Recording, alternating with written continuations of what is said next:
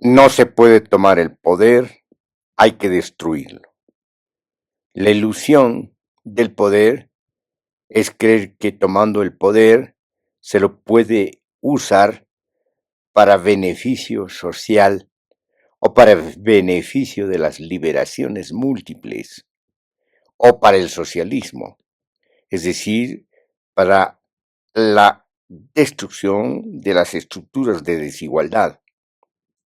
Esa es una ilusión, puesto que el poder es precisamente la máquina fabulosa, acumulada y genealógica de la civilización para promover, garantizar, consolidar y expandir a las dominaciones.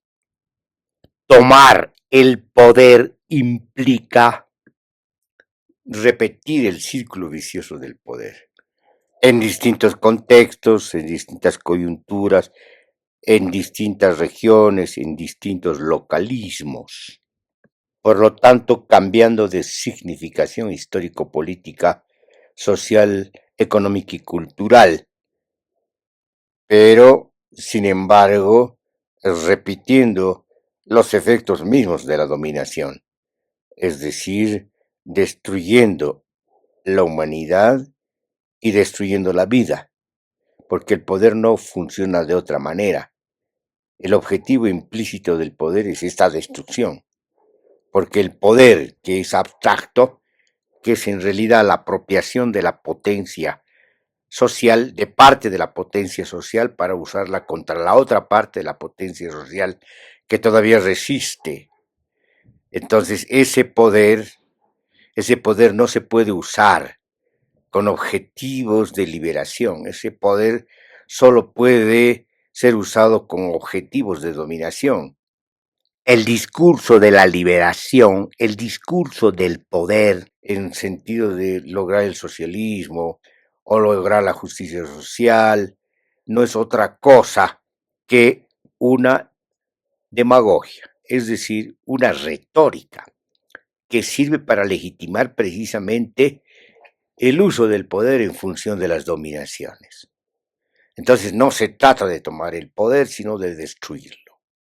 Eso es lo que han aprendido los pueblos a lo largo de la historia de la modernidad, de la historia política de la modernidad, que es cuando se expresa de manera elocuente el poder con una combinación extraña entre uso del poder, de concentración del poder, de la concentración de la violencia supuestamente legítima que está en el Estado, con un discurso aparentemente democrático, un discurso liberal y un discurso republicano, es decir, un discurso que opta por la forma jurídica política de la república, que es el Estado de Derecho.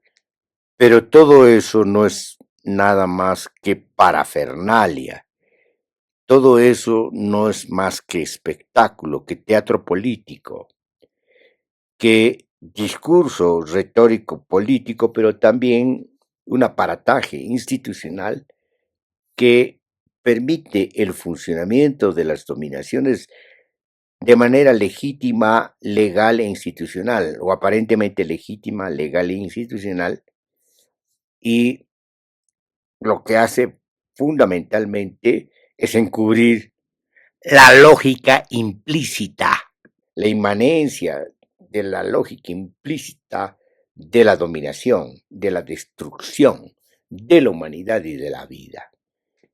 En Bolivia y en el continente de Abya Yala, esta ilusión ha venido dándose de distintas maneras, con cierta variabilidad, durante aproximadamente 2 siglos o un poco más, dependiendo de los primeros países que supuestamente se independizaron de las coronas coloniales.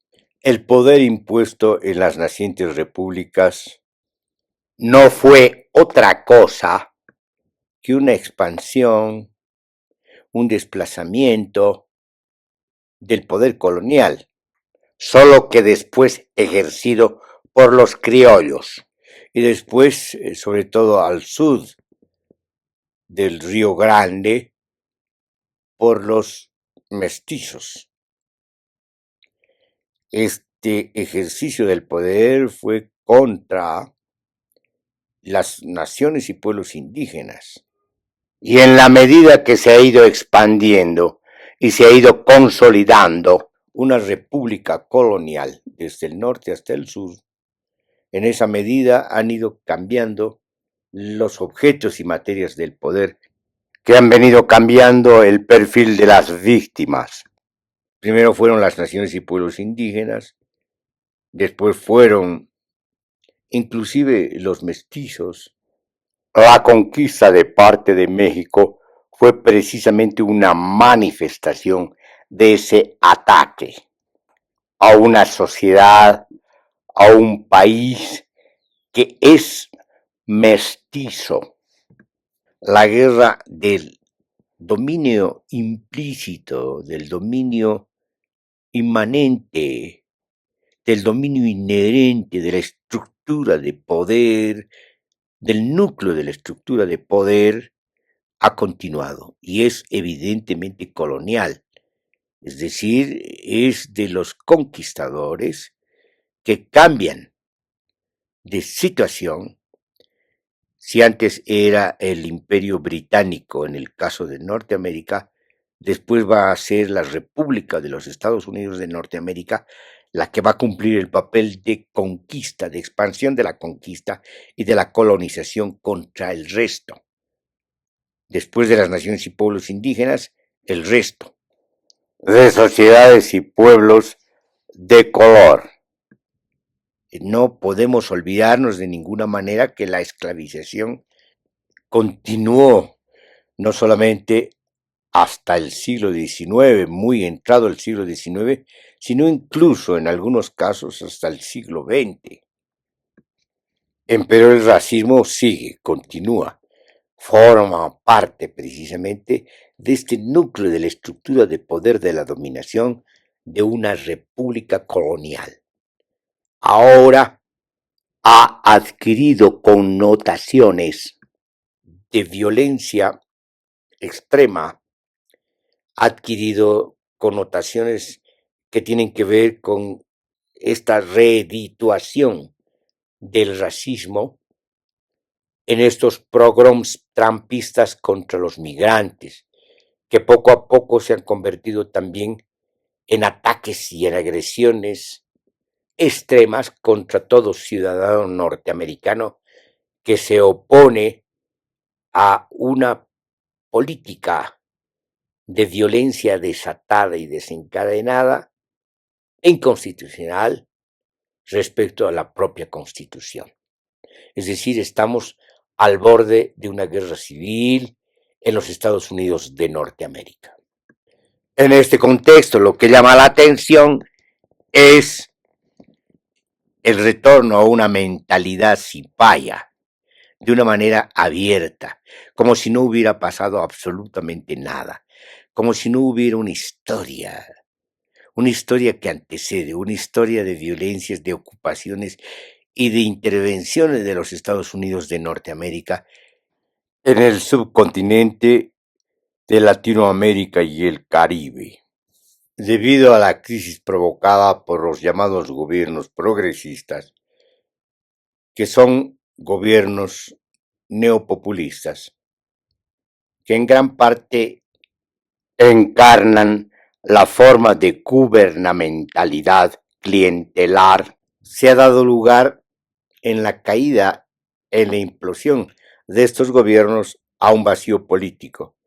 Y en ese vacío político aprovechan las reminiscencias de un neoliberalismo que ya antes se ha experimentado, que ha causado altos costos sociales y ha entregado la soberanía y ha entregado de manera onerosa los recursos naturales a las empresas transnacionales extractivistas, entregándose de manos llenas al Fondo Monetario Internacional, al Banco Interamericano de Desarrollo, al Banco Mundial. Esta gente que cree que el desarrollo viene por la inversión de capital extranjero, que son incapaces de producir su propia acumulación originaria y su propia acumulación ampliada de capital, que son incapaces de ser burguesía nacional y se contentan con ser intermediarios, con ser lumpenburguesías, al servicio de la hiperburguesía del orden mundial, ahora concretamente de la hiperburguesía de los Estados Unidos de Norteamérica, que se encuentra en plena ofensiva desesperada para evitar su propia caída y su propio crepúsculo. En esas condiciones de vacío político y de retorno de estas reminiscencias del neoliberalismo, pero sobre todo las reminiscencias de una burguesía gamonal que ha gobernado durante 2 siglos el país, nos muestra la situación altamente vulnerable en la que se encuentra el pueblo y la sociedad, a merced nuevamente de la vorágine de las empresas transnacionales y de los dispositivos internacionales del capitalismo financiero y especulativo. El discurso nuclearmente es el mismo: capital extranjero, inversión extranjera, abrir las puertas a las incursiones financieras y a las intervenciones extractivistas de las empresas transnacionales, buscando privatizar nuevamente todo, vender a precio de gallina muerta a las empresas públicas, además de endeudarse. No saben hacer otra cosa. ¿Quién va a pagar la deuda? El pueblo y la sociedad. Pero ¿quién va a beneficiarse de la deuda? Los mismos de siempre, los que manejan el país. Y las transnacionales y los dispositivos financieros, los amiguitos de los gobernantes, los empresarios que se creen que son el país cuando son una minoría. No hablamos, por cierto, de todos los empresarios. No hablamos de todos los empresarios de la burguesía industrial. Hablamos de ciertos sectores que ya han pasado el límite. Dejan de ser emprendedores para ser especuladores. Dejan de ser emprendedores para acaparar tierras mediante procedimientos perversos, entre ellos la quema de la Amazonía y el Chaco y el ataque y ocupación de territorios indígenas, colaborados por aliados en los anteriores gobiernos, aliados que tienen que ver con una burguesía de los nuevos ricos, la burguesía rentista, la burguesía que tiene dispositivos de ocupación, que son los mal llamados interculturales y que son en realidad los colonizadores. El préstamo que ha adquirido el gobierno de Rodrigo Paz es de $4.500 millones del Banco Interamericano de Desarrollo, y lo hace con gran pompa, como si fuera una gran conquista, cuando se trata de una nueva entrega, de un nuevo endeudamiento que no van a pagar ellos los que se prestan, ni sus amigos, ni la burguesía especulativa, ni la burguesía vinculada a la soya y a la ampliación desmedida de la frontera agrícola. La va a pagar el pueblo. Estos gamonales están acostumbrados desde hace 2 siglos a vivir a costa del pueblo, a costa de los recursos naturales de su país, al que prefieren saquearlo y abrir las compuertas del saqueo para que intervengan y logren sus superganancias las empresas transnacionales. La psicología del neogamonalismo no es tan distinta a la psicología de los gamonales. La diferencia que los gamonales eran conservadores y los neogamonales son neoliberales. Usan el discurso neoliberal para legitimar esta obsesión, esta compulsión entreguista de su propio país, de la soberanía de su país y de los recursos naturales de su país y de su pueblo, que terminan endeudándolo por generaciones. La pregunta es, ¿por qué vuelve esta mentalidad cipaya? Bueno, la respuesta tiene que ver con que hay un sector de la población que se inclina por esta ilusión gamonal de poder, cuyo substrato emocional y psicológico e incluso ideológico es el conjunto del conglomerado de prejuicios adquiridos en una formación social abigarrada por parte de una minoría que ha detentado la tierra a principios del siglo XIX, que ha detentado la propiedad minera más o menos entre fines del siglo XIX y principios del siglo XX, y que ha detentado a lo largo de 2 siglos, con excepción de las últimas décadas, del ejercicio del poder, de la utilización del Estado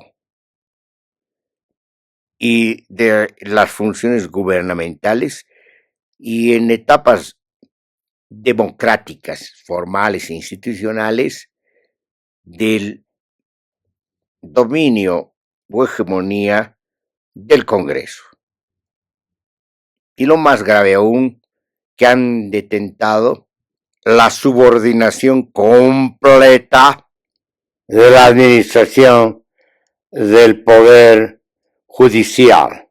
Durante las últimas 2 décadas, si bien se ha roto el dominio, el manejo y el control del Estado por parte de esta burguesía gamonal,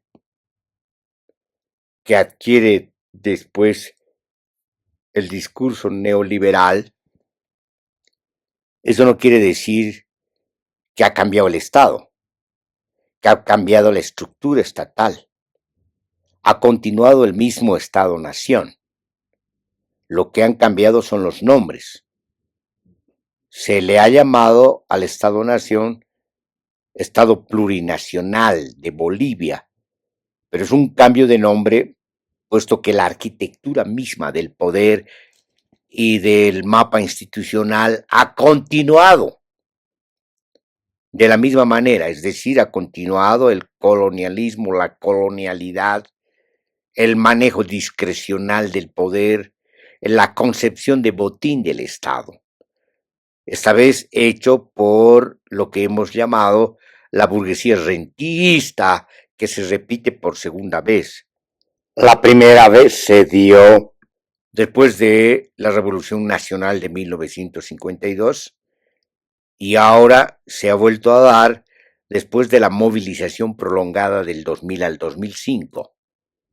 En otras palabras, hay un cambio de personajes, de sujetos, de voceros, de discurso, de retórica, pero se hace lo mismo. Se continúa con el modelo colonial extractivista del capitalismo dependiente. En otras palabras, la estructura del poder y la estructura de la dominación no ha cambiado.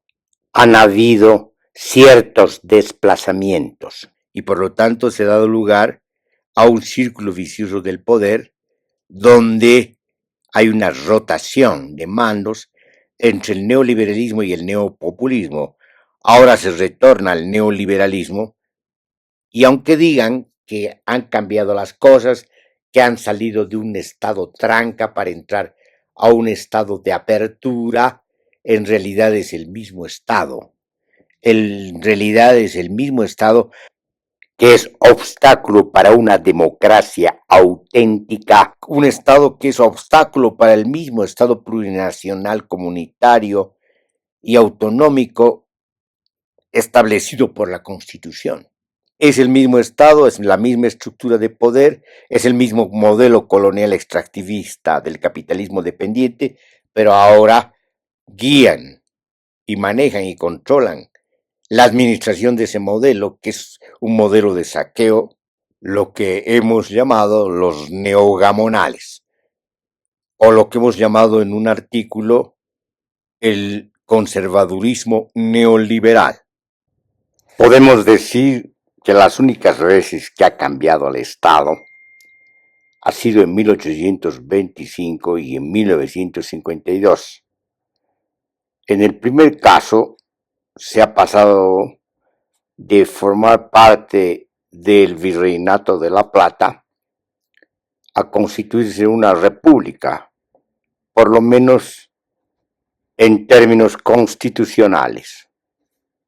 En 1952 hubo un cambio del Estado, dejó de ser un Estado liberal, gamonal, para ser un Estado-nación, no solamente en términos constitucionales, sino también en términos institucionales, con transformaciones estructurales que tienen que ver con la nacionalización de las minas, con el voto universal, con la reforma agraria, con la reforma educativa, nacionalizaciones que tuvieron efectos de Estado.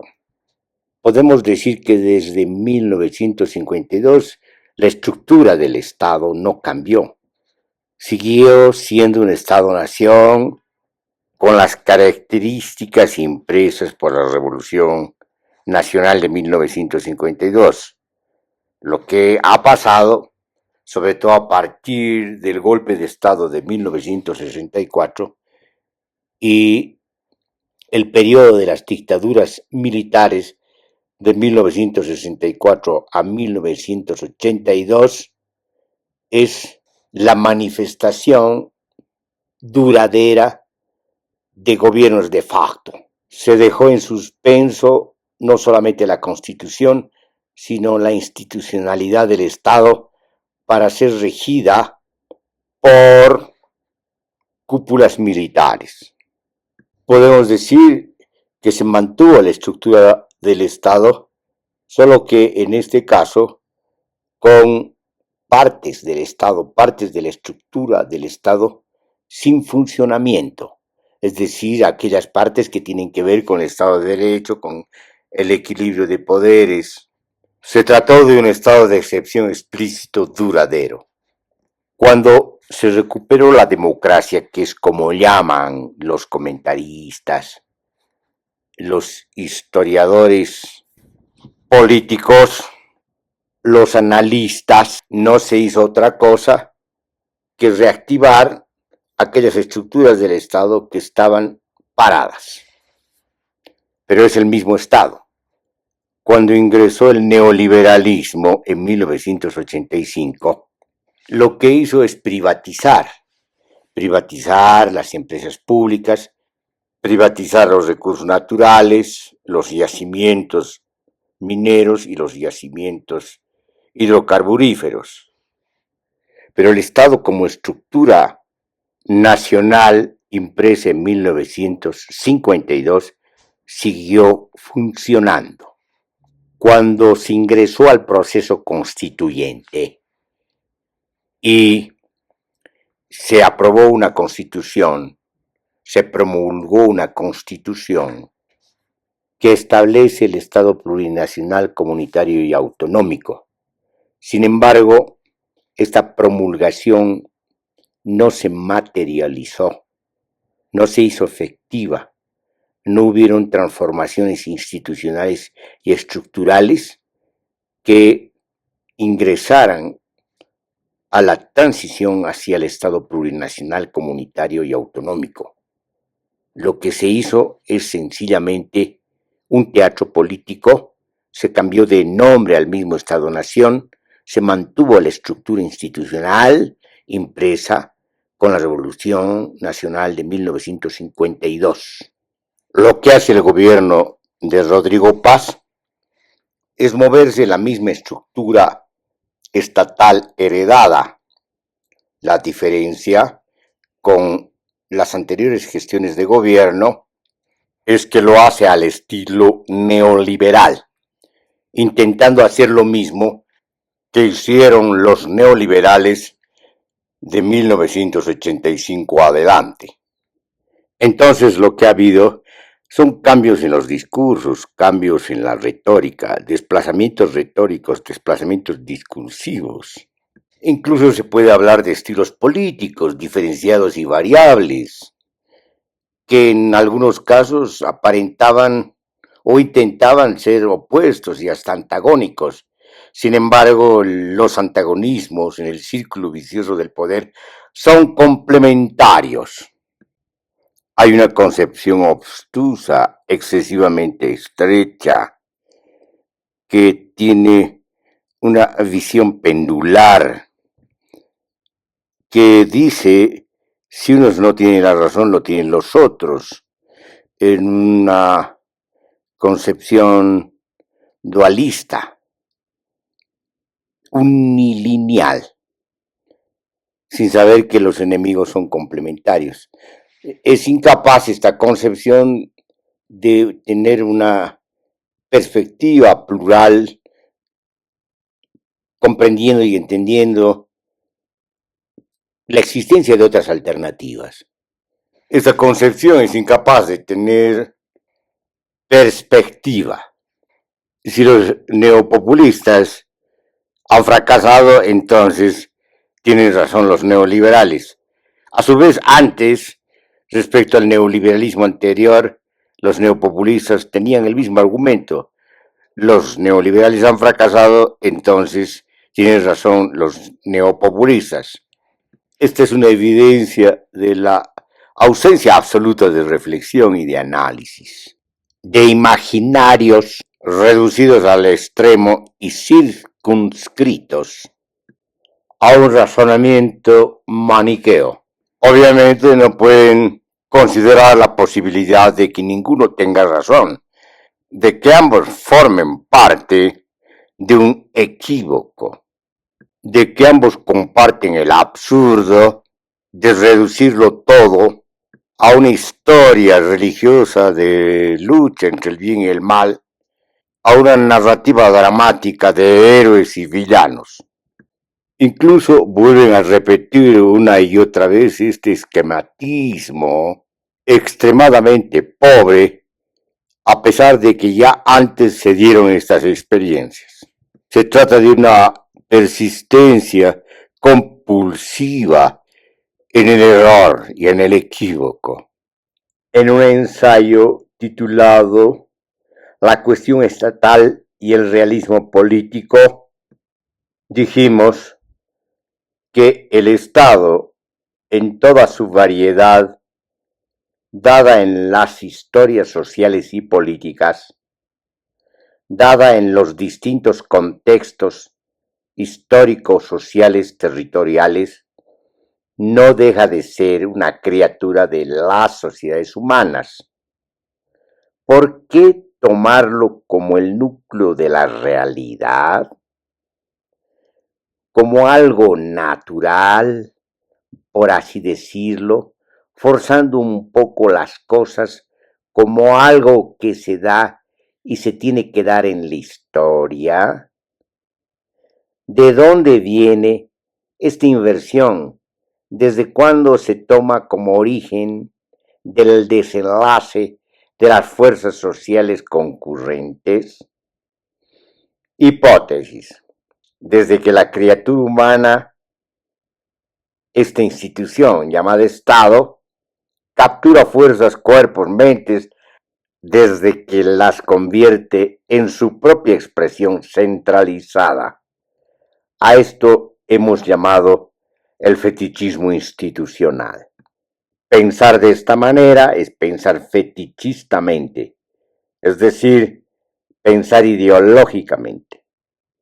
Tener el Estado inscrito en el cuerpo, cristalizado en los huesos, incorporado en la mente, por más que se pretenda una posición revolucionaria o descolonizadora respecto a un conjunto de tópicos, de temas, de problemáticas, cuando se parte de esta premisa, se comienza con la colonización interna, la inoculación primordial del poder, el fetichismo institucional. En vano recurrir a la historia de las sociedades antiguas, que desde esta perspectiva institucional habrían inventado el Estado antes que la modernidad lo haya retomado, convirtiéndolo en un instrumento fundamental del capitalismo. Pues esto no habla bien de esas sociedades antiguas que supuestamente habrían conformado el Estado antiguo. Que la modernidad haya retomado esta maquinaria para lograr la centralidad, la síntesis de la sociedad, la homogeneización, la colonización generalizada y el sistema mundo capitalista. Muestra que esta maquinaria antigua es no solamente efectiva para consolidar las dominaciones contemporáneas, sino que muy probablemente también lo fuese para consolidar las dominaciones antiguas. El problema, tanto para las sociedades antiguas como para las sociedades modernas, no deja de ser el Estado, con todas las diferencias históricas que podamos encontrarle.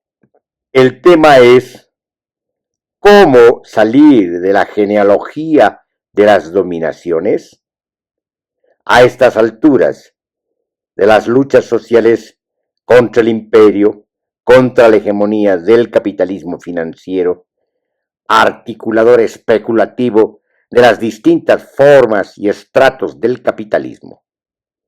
A estas alturas de las luchas políticas contra el capitalismo, en esta etapa tardía, donde acude desmesuradamente a la acumulación especulativa, apoyada por el descomunal desbocamiento de formas extractivistas altamente destructivas, logrando la acumulación real por despojamiento y desposesión.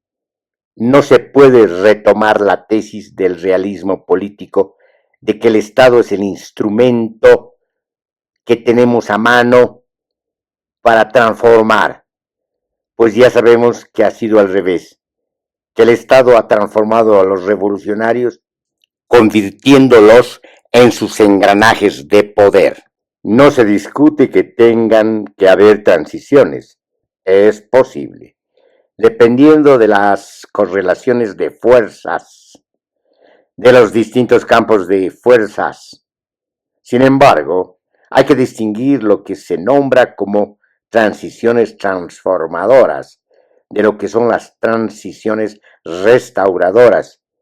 Si no se tiene claro que hay que desmantelar, desmontar, deconstruir y destruir el Estado en transiciones cortas, medianas o largas, entonces el Estado se convierte en el fin de la historia, en la finalidad de la revolución, convirtiéndose esta actitud conservadora en el termidor. Si este fuese el caso, las ineludibles transiciones, lo que hay que discutir es esto: cómo asumir, intervenir, incidir, empujar transiciones transformadoras. Empero, es esta discusión la que se elude. Se prefiere optar por la apología de la revolución estatal, la revolución institucional, lo que por sí mismo es un contrasentido, se lo haga de una manera torpe o de un modo más sutil, no importa, pues el resultado es el mismo, la legitimación del poder en su forma concentrada, centralizada y separada de la sociedad. Es esta una posición reaccionaria, no solo conservadora, pues reacciona contra la potencia social, contra las fuerzas creativas de la sociedad, que serían emancipadas si fuesen autónomas. A la pregunta de que si las sociedades pueden funcionar sin instituciones, respondemos que esta pregunta no es adecuada, pues volviendo al principio, de lo que se trata es de que las criaturas humanas, las instituciones, no se conviertan en los amos de sus creadores, sino que sean tan solo instrumentos dúctiles y cambiables al servicio de sus creadores. Esto es salir del fetichismo institucional. Considerar como fatalidad inscrita en la realidad que tengamos obligatoriamente que recurrir a las instituciones es entregarse de lleno al fetichismo del poder. De lo que se trata es de evitar que los humanos sean seducidos por su propio imaginario, que no pierdan la perspectiva vital de su capacidad creadora. El debate entonces se encuentra en torno a esta fenomenología del fetichismo del poder.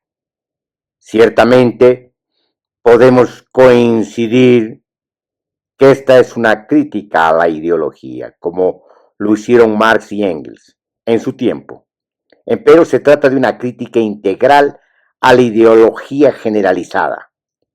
No solo se trata del fetichismo de la mercancía, sino del fetichismo institucional, del fetichismo del poder, del fetichismo de los signos, del fetichismo colonial en el sentido de su economía política racial. Al respecto hay que dejar en claro que esta crítica ideológica, esta lucha ideológica, no es solamente ideológica, sino también política, cultural y epistemológica. Destruir el fetichismo implica también destruir las instituciones que lo sustentan, colocar en su sitio lo que debería ser la plasticidad de las instituciones como instrumentos al servicio de la vida, no someter la vida al servicio de estos fantasmas, aunque sustentados por materialidades espectrales, las instituciones. Se habla de Estado como si fuera un sujeto. Nunca lo fue, ni siquiera cuando el cuerpo del rey simbolizaba al Estado. El cuerpo del rey como símbolo no era más que eso, la materialidad física que hacía de sostén del símbolo. El cuerpo, por así decirlo, del Estado no se encuentra en el cuerpo del rey, sino en el campo burocrático, en el campo institucional. Sin embargo, como hemos dicho, esta maquinaria no es sujeto, no tiene vida propia. Son multiplicidades de vidas humanas que hacen funcionar esta maquinaria. Son sus relaciones, sus prácticas, sus formas de organización, sus técnicas en tantos saberes, habilidades, destrezas, composiciones las que mueven este aparato. No es pues el Estado el que actúa como sujeto, el que pondera, evalúa y decide. Son estos conjuntos humanos organizados de determinadas maneras los que ponderan, evalúan y deciden, o los que actúan. La realización, la efectividad, se encuentra en los movimientos, desplazamientos y composiciones singulares de los humanos involucrados. Que los humanos interpreten estos movimientos, estos desplazamientos, estas acciones y estas prácticas como si fuesen actuaciones y decisiones del Estado es parte de las narrativas que construyen, dando lugar a la representación, es decir, a la significación trágica en un caso, dramática en otro, mítica en otra versión, científica o descriptiva en las versiones modernas, aunque también pueden ser noveladas. Por cierto, también puede asumir formas discursivas, más bien dispersas, fragmentarias, sin lograr una composición ni una trama, como es el caso de lo que se llama ideología, empero ideología difusa, usada por partes, por los usuarios del sentido común. El Estado es una idea, es imaginario, es la interpretación dada, sobre todo en la modernidad, al efecto masivo que producen las acciones, movimientos, desplazamientos y prácticas sociales. En lo que respecta a las composiciones políticas, lo que existe es la malla institucional, como materialidad social, es decir, como dinámica de relaciones y composiciones sociales. Por lo tanto, lo que importa es comprender las formas de organización, de relación, de variación organizativa y de variación en los flujos y ritmos de las prácticas y relaciones. No se trata de conocer el Estado. Esto equivale a decir que de lo que se trata es de conocer un concepto. No se puede conocer un concepto, se lo puede construir, aprender, usar. Lo que se conoce es el referente o los referentes del concepto, las dinámicas sociales que son señaladas por la estructura conceptual. Por eso mismo, lo que importa es comprender las formas de uso de esta maquinaria llamada Estado, no conocer el Estado. Cuando se dice el Estado es la soberanía, defiende la soberanía, no se hace otra cosa que convertir al Estado en un sujeto, creer que este sujeto es la soberanía y defiende la soberanía cuando son los humanos cumpliendo los papeles que se otorgan, los que ejercen el poder, los que llaman a este ejercicio soberanía, los que la defienden con estrategias, tácticas y dispositivos, incluso normas y leyes. No es pues el Estado el que defiende la soberanía de los pueblos, que deberíamos entenderla como autonomía y autogobierno, sino son los mismos pueblos los que la defienden, organizándose de una determinada manera. Entonces se trata de lograr las mejores formas de organización, las más eficaces y apropiadas, no de estructurar el mejor Estado, el que más se parezca a su concepto o a su norma. Cuando los pueblos se embarcan en defender al Estado o a un Estado en singular, se embarcan no solamente en defender una idea, sino quizás una forma de organización pretérita, inadecuada en el momento, en la actualidad, para responder a los desafíos y problemáticas del presente. Lo más dramático es que defienden, en última instancia, la legitimidad de las dominaciones. Lo que pasa con los neoliberales es que usan al Estado para efectuar el ajuste estructural. Son tan fetichistas institucionales o fetichistas del Estado como los socialistas autoritarios o los neopopulistas. Comparten la misma creencia, el mismo fetichismo del Estado. Es más, los neoliberales se contradicen. Pretenden un Estado chico, sin embargo requieren un Estado total para aplicar el ajuste estructural y para reprimir la movilización social en contra del ajuste estructural. requieren de un Estado total para servir mejor a sus amos, al imperio del dominio de las transnacionales extractivistas, al imperio del dominio del capitalismo financiero, especulativo y extractivista. Requieren de un Estado total para enfrentarse a su pueblo. Estas contradicciones, al ser tales, anuncian anticipadamente una implosión interna y una explosión social. Si bien ambos enemigos complementarios no tienen razón, se equivocan en su esquematismo dualista sin pon. Para decirlo ilustrativamente, hay certeza en la realidad, en la experiencia de la realidad, en las dinámicas de la realidad efectiva. Hay abismales desigualdades, hay explotación social, hay destrucción extractivista, depredación, contaminación, hay apropiación perversa de tierras y la monopolización por parte de latifundios. Hay subordinación y vasallaje ante las formas imperialistas persistentes. Hay saqueo de los recursos naturales. Hay una concepción delincuencial del Estado.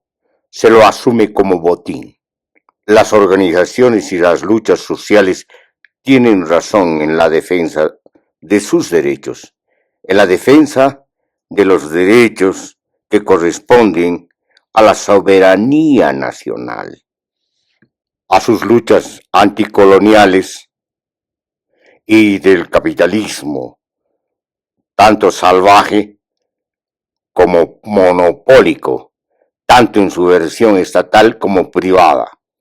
Que los neopopulistas se han perdido en su laberinto y hayan reinado en la forma de gubernamentalidad clientelar, no quiere decir de ninguna manera que estas razones, estos derechos sociales, estas luchas sociales y estas organizaciones sociales no tienen la razón.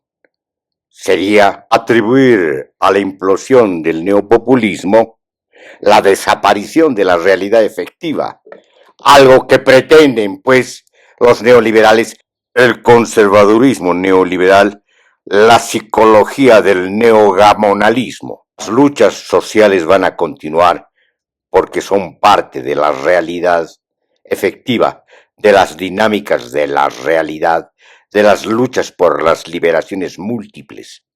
Esta es una idea peregrina del conservadurismo neoliberal, hacer desaparecer la historia, hacer desaparecer a las clases sociales, a las luchas de clases, hacer desaparecer la problemática social y la problemática nacional, que es efecto de las dominaciones de las clases económicamente dominantes, de la burguesía intermediaria y de la intervención saboteadora del imperialismo y del saqueo de las transnacionales extractivistas, además de la esquilmación a través de la deuda del pueblo agobiado por parte de los mecanismos financieros, tanto nacionales como internacionales. Los neogamonales, es decir, los neoliberales retornados, pretenden levitar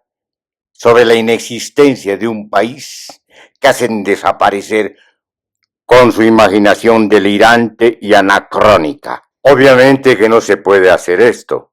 La realidad efectiva, las dinámicas de la realidad, las dinámicas moleculares sociales, las dinámicas ecológicas integrales, se imponen fácticamente ante el conglomerado de las percepciones sociales.